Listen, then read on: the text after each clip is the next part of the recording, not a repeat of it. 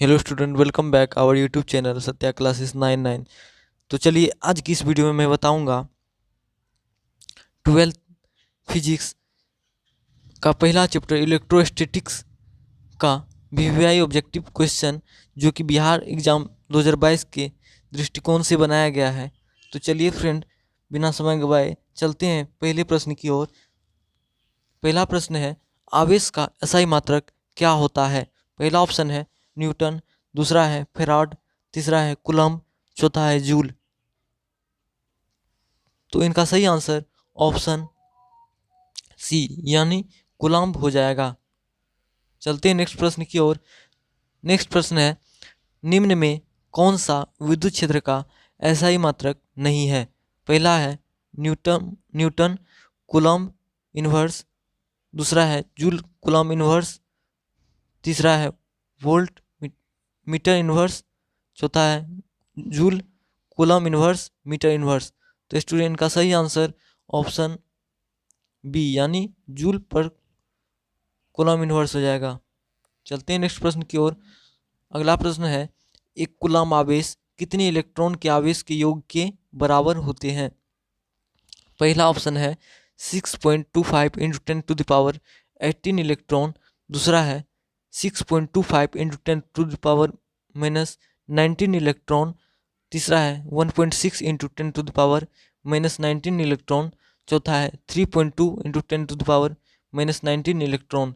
तो स्टूडेंट इनका सही आंसर ऑप्शन ए यानी 6.25 इंटू 10⁻18 इलेक्ट्रॉन होगा। चलते हैं नेक्स्ट प्रश्न की ओर। अगला प्रश्न है, इलेक्ट्रॉन पर कितना आवेश होता है? पहला ऑप्शन है 3.2 इंटू 10⁻19 कूलम्ब, दूसरा है 6.4 इंटू 10⁻19 कूलम्ब, तीसरा है 1.6 इंटू 10⁻19 कूलम्ब, चौथा है इनमें से कोई नहीं। तो स्टूडेंट इनका सही आंसर ऑप्शन सी यानी 1.6 इंटू 10⁻19 कूलम्ब हो जाएगा। चलते हैं नेक्स्ट प्रश्न की ओर। अगला प्रश्न है, विद्युत विभव का एसआई मात्रक क्या होता है? पहला ऑप्शन है जूल पर कूलम्ब, दूसरा है न्यूटन पर कूलम्ब, तीसरा है मीटर पर कूलम्ब, चौथा है कूलम्ब।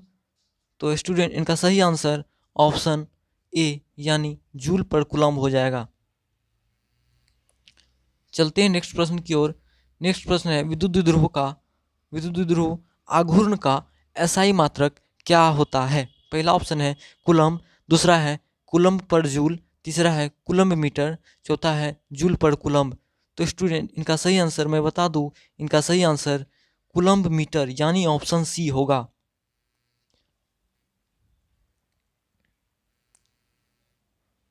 चलते हैं नेक्स्ट प्रश्न की ओर। अगला प्रश्न है, यदि दो आवेशों के बीच की दूरी दुगुनी कर दी जाए तो उनके बीच लगने वाला बल कितना गुना हो जाता है? तो स्टूडेंट इनका सही आंसर ऑप्शन सी यानी 1/4 गुना हो जाता है।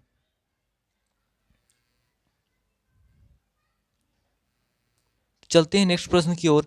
अगला प्रश्न है, दो बिंदु आवेश पहले वायु में तथा फिर के परावैद्युतांक वाले माध्यम आर उतनी ही परस्पर दूरी पर रखे जाते हैं।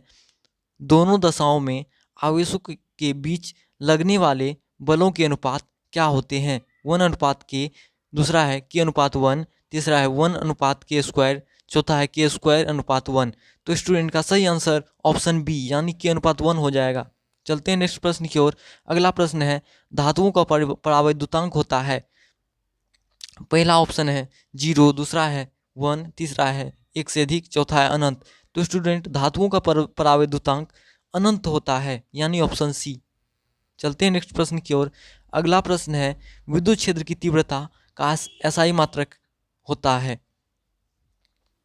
तो स्टूडेंट पहला ऑप्शन है न्यूटन पर कूलम्ब, दूसरा है न्यूटन इंटू कूलम्ब, तीसरा है coulomb power minus metre inverse metre, चौथा है मीटर इंटू मीटर। तो स्टूडेंट इनका सही आंसर ऑप्शन ए यानी न्यूटन पर कूलम्ब हो जाएगा।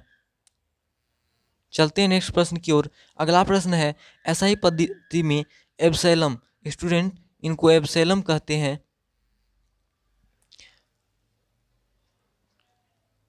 तो स्टूडेंट एसआई पद्धति में एप्सिलॉन का मात्रक है। पहला ऑप्शन है, इनका सही आंसर ऑप्शन बी यानी coulomb square newton inverse metre power inverse -2 होगा। चलते हैं नेक्स्ट प्रश्न की ओर। अगला प्रश्न है, एक स्थिर आवेश उत्पन्न करता है। पहला ऑप्शन है केवल विद्युतीय क्षेत्र, दूसरा है केवल चुंबकीय क्षेत्र, चौथा है विद्युतीय क्षेत्र तथा चुंबकीय क्षेत्र, चौथा है इनमें से कोई नहीं। तो स्टूडेंट इनका सही आंसर ऑप्शन ए यानी केवल विद्युतीय क्षेत्र हो जाएगा।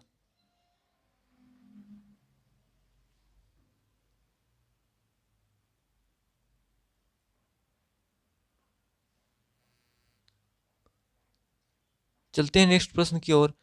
अगला प्रश्न है,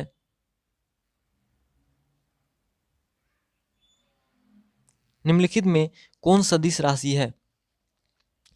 पहला ऑप्शन है विद्युत विभव, दूसरा है विद्युत क्षेत्र की तीव्रता, तीसरा है विद्युत आवेश, चौथा है आवेश का पृष्ठ घनत्व।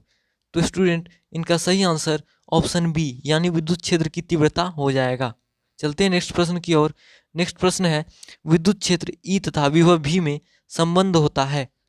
पहला है ई बराबर माइनस dv बटे dx, दूसरा है dv बटे dx, तीसरा है de बटे dx, चौथा है माइनस de बटे dx। तो स्टूडेंट का पहला आंसर सही है यानी ऑप्शन ए। चलते हैं नेक्स्ट प्रश्न की ओर। नेक्स्ट प्रश्न कहता है, मुक्त आकाश की परावैद्युतता होती है। मुक्त आकाश की परावैद्युतता होती है। पहला ऑप्शन है 9 × 10⁻9 मीटर फेराड इनवर्स, दूसरा है 1.6 × 10⁻−19 कूलॉम, तीसरा है 8.85 × 10⁻−12 फेराड मीटर इनवर्स, चौथा है इनमें से कोई नहीं। तो स्टूडेंट इनका सही आंसर मैं बता दूं, इनका सही आंसर ऑप्शन सी यानी 8.85 × 10⁻12 फेराड मीटर इनवर्स होगा। चलते हैं नेक्स्ट प्रश्न की ओर। अगला प्रश्न है, परावैद्युतता की विमाएं क्या है? परावैद्युतता की विमाएं क्या है? स्टूडेंट इनका सही आंसर ऑप्शन ए यानी a² t⁴ m⁻⁻1 l⁻⁻3 होगा। चलते हैं नेक्स्ट प्रश्न की ओर। अगला प्रश्न है, आवेशित खोखले गोलीय चालक के अंदर विद्युत तीव्रता होती है। पहला इनका सही आंसर ऑप्शन सी यानी 0 होगा। चलते हैं नेक्स्ट प्रश्न की ओर। अगला प्रश्न है, एक आवेशित चालक की सतह के किसी बिंदु पर विद्युतीय क्षेत्र की तीव्रता क्या होती है? तो पहला ऑप्शन है 0, दूसरा है सतह के लंबवत होती है, तीसरा है सतह के स्पर्शीय होती है, चौथा है सतह से 45 डिग्री होती है। तो स्टूडेंट इनका सही आंसर मैं बता दूं, इनका सही आंसर ऑप्शन बी यानी सतह के लंबवत होती है। चलते हैं नेक्स्ट प्रश्न की ओर। अगला प्रश्न है, स्टूडेंट समभितीय अणु के द्विध्रुव आघूर्ण क्या होते हैं? पहला ऑप्शन है 0, दूसरा है अनंत, तीसरा है 5, चौथा है इनमें से कोई नहीं। तो स्टूडेंट इनका सही आंसर मैं बता दूं, इनका सही आंसर ऑप्शन ए यानी 0 होगा। चलते हैं नेक्स्ट प्रश्न की ओर। नेक्स्ट प्रश्न है, किसी संधारित्र की धारिता का मात्रक होता है? पहला ऑप्शन है वोल्ट, दूसरा है न्यूटन, तीसरा है फेराड, तीसरा है एम्पियर। तो स्टूडेंट का सही आंसर ऑप्शन सी यानी फेराड होगा। चलते हैं नेक्स्ट प्रश्न की ओर। अगला प्रश्न है, परावैद्युत सामर्थ्य का एसआई मात्रक होता है। पहला ऑप्शन है वोल्ट, दूसरा है वोल्ट मीटर, तीसरा है वोल्ट प्रति मीटर, चौथा है वोल्ट मीटर स्क्वायर। तो स्टूडेंट इनका सही आंसर ऑप्शन सी यानी वोल्ट प्रति मीटर होगा। चलते हैं नेक्स्ट प्रश्न की ओर। अगला प्रश्न है, शुष्क वायु का सामान्य दाब पर परावैद्युत सामर्थ्य होता है।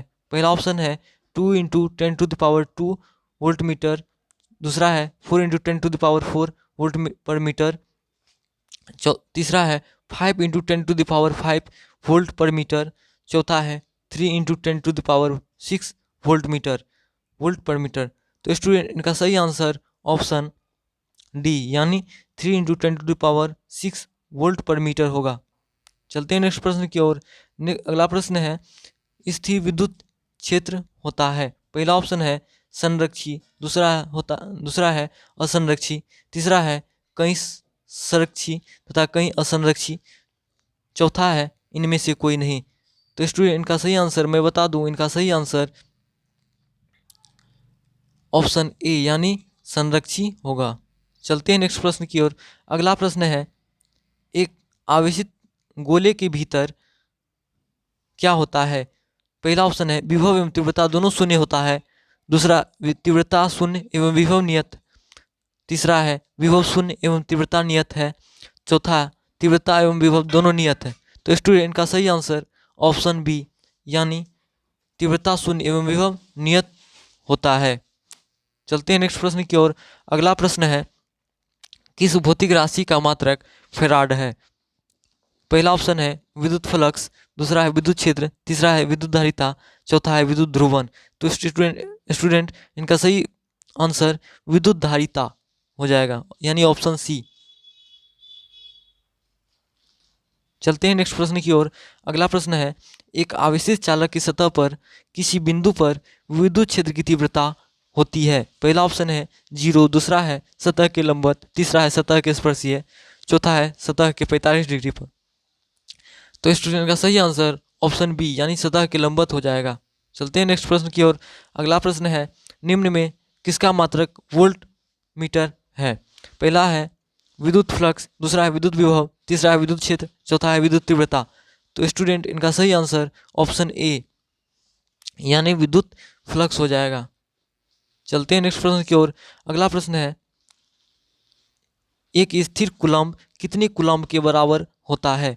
पहला ऑप्शन है 3 × 10⁻⁹, दूसरा है 3 × 10⁻⁻⁹, तीसरा है 1/9 × 10⁹, चौथा है 5 × 10⁵। तो स्टूडेंट इनका सही आंसर ऑप्शन ए यानी 3 × 10⁹ हो जाएगा। चलते हैं नेक्स्ट प्रश्न की ओर। अगला प्रश्न है इलेक्ट्रॉन वोल्ट ईवी किसका मात्रक है। पहला ऑप्शन है ऊर्जा का, दूसरा है विभव का, तीसरा है वेग का, चौथा है कोणीय वेग का। तो स्टूडेंट इनका सही आंसर मैं बता दूं, इनका सही आंसर ऑप्शन ए यानी ऊर्जा का। चलते हैं नेक्स्ट प्रश्न की ओर। अगला प्रश्न है एक इलेक्ट्रॉन वोल्ट का मान होता है। पहला है 2 × 10⁻⁻18 जूल, दूसरा है 2 × 10⁻⁹ जूल, तीसरा है 1.6 × 10⁻⁻19 जूल, चौथा है 3 × 10⁻⁻18 जूल। तो स्टूडेंट इनका सही आंसर ऑप्शन सी यानी 1.6 × 10⁻⁻19 जूल हो जाएगा। चलते हैं नेक्स्ट प्रश्न की ओर। अगला प्रश्न है गोलीय चालक के रूप में पृथ्वी त्रिज्या 6400 किलोमीटर की धारिता है। तो स्टूडेंट इनका सही आंसर मैं बता दूं, इनका सही आंसर ऑप्शन डी यानी 711 माइक्रो फैराड है।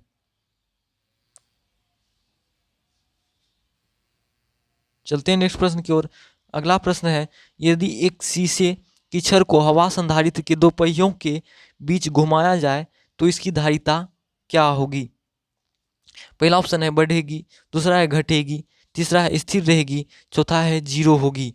तो स्टूडेंट इनका सही आंसर ऑप्शन ए यानी बढ़ेगी। चलते हैं नेक्स्ट प्रश्न की ओर।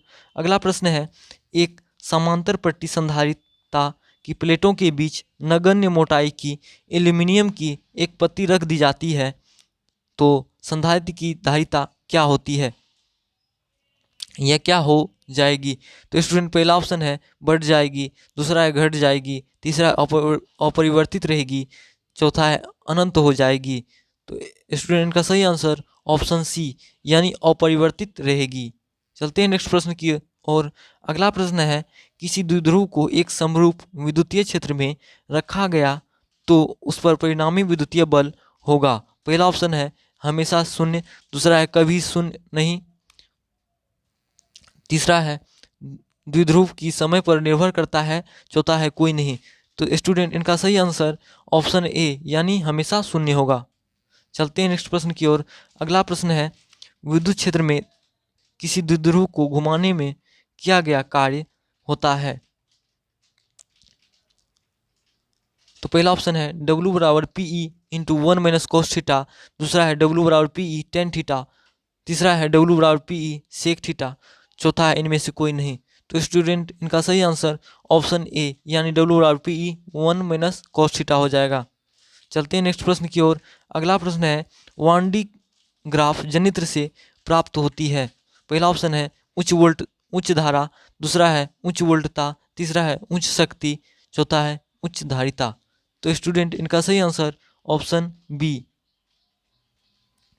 यानी उच्च वोल्टता हो जाएगा। चलते हैं नेक्स्ट प्रश्न की ओर। अगला प्रश्न है तीन संधारित्र जिनमें प्रत्येक की धारिता सी है को सीरीज में जोड़ते हैं उनकी समतुल्य धारिता होगी। तो पहला ऑप्शन है 3C, दूसरा है 3/C, चौथा है कूलम्ब पर सी, तीसरा है 1/3 कूलम्ब। तो स्टूडेंट इनका सही आंसर ऑप्शन सी यानी कूलम्ब पर 3 हो जाएगा। चलते हैं नेक्स्ट प्रश्न की ओर। अगला प्रश्न है 5 माइक्रोफेराड धारिता वाले संधारित्र को 20 केवी तक आवेशित करने में आवश्यक ऊर्जा का मान है। पहला इनका सही आंसर ऑप्शन ए यानी 1 kJ हो जाएगा, कूलम्ब जूल। चलते हैं नेक्स्ट प्रश्न की ओर।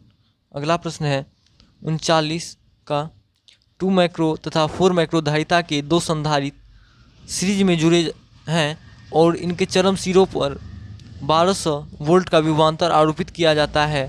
2 माइक्रोफेराड वाली धारिता पर विभवांतर है। पहला ऑप्शन है 400 वोल्ट, दूसरा है 600 वोल्ट, तीसरा है 800 वोल्ट, चौथा है 900 वोल्ट। तो इनमें इनका सही आंसर ऑप्शन सी यानी 800 वोल्ट हो जाएगा। चलते हैं नेक्स्ट प्रश्न की ओर। अगला प्रश्न है एक गोलीय चालक आविष्ट किया जाता है, इसके केंद्र पर विद्युत क्षेत्र की तीव्रता होगी। पहला ऑप्शन है अनंत, दूसरा है 0, तीसरा है सतह के बराबर, चौथा है इनमें से कोई नहीं। तो स्टूडेंट का सही आंसर ऑप्शन बी यानी 0 हो जाएगा। चलते हैं नेक्स्ट प्रश्न की ओर। अगला प्रश्न है दो विद्युत क्षेत्र रेखाएं एक दूसरे को किस कोण पर काटती है। पहला ऑप्शन है 90 डिग्री, दूसरा है 45 डिग्री, तीसरा है 30 डिग्री, चौथा है नहीं काटती है। तो स्टूडेंट इनका सही आंसर मैं बता दूं, इनका सही आंसर ऑप्शन डी यानी नहीं काटती। चलते हैं नेक्स्ट प्रश्न की ओर। अगला प्रश्न है इलेक्ट्रॉन का विशिष्ट आवेश होता है। तो स्टूडेंट इनका सही आंसर मैं बता दूं, इनका सही आंसर ऑप्शन ए यानी 1.8 × 10⁻11 पर kg होगा। चलते हैं नेक्स्ट प्रश्न की ओर। अगला प्रश्न है कूलम्ब बल है। पहला ऑप्शन है केंद्रीय बल, दूसरा है विद्युतीय बल, तीसरा है दोनों ए और बी, चौथा है इनमें से कोई नहीं। तो स्टूडेंट 43 का ऑप्शन सी यानी केंद्रीय बल और विद्युतीय बल दोनों हो जाएगा। चलते हैं नेक्स्ट प्रश्न की ओर। अगला प्रश्न है एक कूलम्ब आवेश बराबर होता है। पहला ऑप्शन है 3 × 10⁹ ESU, दूसरा है 9 × 10⁹ ESU, तीसरा है 8.55 × 10⁻12 ESU, चौथा है इनमें से कोई नहीं। तो इसका सही आंसर ऑप्शन ए यानी 3 × 10⁹ ESU हो जाएगा। चलते हैं नेक्स्ट प्रश्न की ओर। अगला प्रश्न है यदि गोले पर आवेश 10 माइक्रो कूलम्ब हो तो इसकी सतह पर विद्युतीय फ्लक्स है।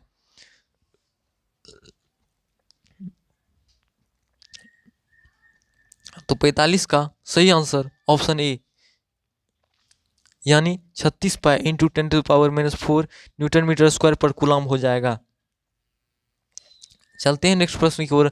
अगला प्रश्न है किसी वस्तु पर आवेश का कारण होता है। पहला है न्यूट्रॉन का स्थानांतरण, दूसरा है प्रोटॉन का स्थानांतरण, तीसरा है इलेक्ट्रॉन का स्थानांतरण, चौथा है इनमें से कोई नहीं। तो स्टूडेंट का सही आंसर ऑप्शन सी यानी इलेक्ट्रॉन का स्थानांतरण हो जाएगा। चलते हैं नेक्स्ट प्रश्न की ओर। अगला प्रश्न है विद्युत क्षेत्र का विमीय सूत्र होता है।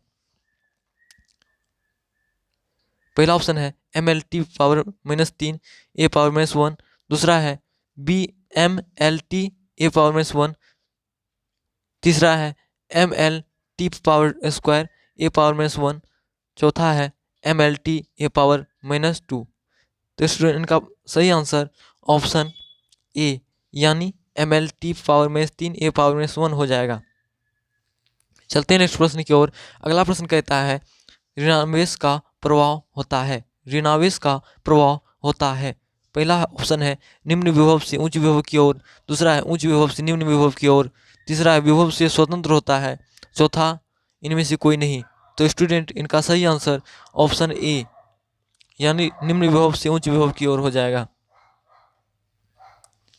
चलते हैं नेक्स्ट प्रश्न की ओर। अगला प्रश्न है जब कोई वस्तु ऋणावेशित हो जाता है तो इसका द्रव्यमान क्या होता है। पहला ऑप्शन है घटता है, दूसरा है बढ़ता है, तीसरा है अपरिवर्तित रहता है, चौथा है इनमें से कोई नहीं।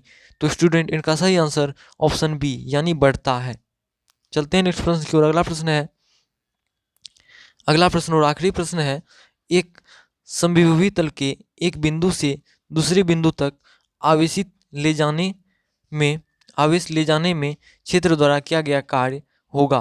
पहला ऑप्शन है धनात्मक, दूसरा है ऋणात्मक, चौथा है जीरो, तीसरा है जीरो, चौथा है इनमें से कोई नहीं। तो स्टूडेंट इनका सही आंसर ऑप्शन सी यानी जीरो ही होगा। तो स्टूडेंट आशा करते हैं कि आपको ये वीडियो अच्छी तरह से समझ में आई होगी। तो स्टूडेंट रिवाइज अवश्य करें। इस वीडियो को 1 से 2 बार देखने के बाद लगभग 75% स्टूडेंट होगा कि सम याद हो जाएगा। तो स्टूडेंट आशा करते हैं कि आपको ये वीडियो अच्छी तरह समझ में आई होगी। स्टूडेंट शेयर अवश्य करें इस वीडियो को ताकि आपके साथ साथ किसी दूसरे स्टूडेंट का भी मदद हो सके, और सब्सक्राइब अवश्य कर लें ताकि आने वाला नया अपडेट आप तक सबसे पहले पहुंच सके।